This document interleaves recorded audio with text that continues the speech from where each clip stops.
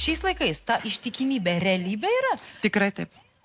Vis dar Jeigu vertybė? du žmonės pasirenka tai kaip savo santykių pagrindą. Ir tai yra labai svarbu atėjus į santykius aiškintis, kokios mūsų vertybės. Ar mes taip pat suprantame, o neturėti lūkesti, kad aš čia maždaug esu ištikima, nu ir to tikiuosi iš tavęs. Kaip mes apie tai kalbam ir aiškinamės?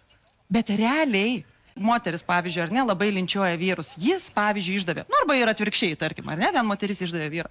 Bet ar analizuoja abu žmonės, kokiu savo elgesiu abu prie to prisidėjo?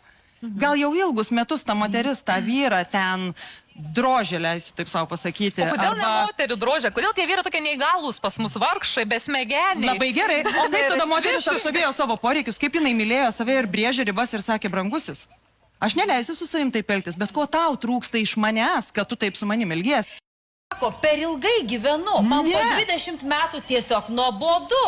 O ką jūs padarėte, kad būtų nenuobodu? Aš 35 metus gyvenu, tai ne 20. Ir pavyzdžiui, pagal Vitalijos standartus, tai jau turėčiau būti beveik išprotėjusi, nes po 40 jau... Arba jau kokias 3 kartą vedusi.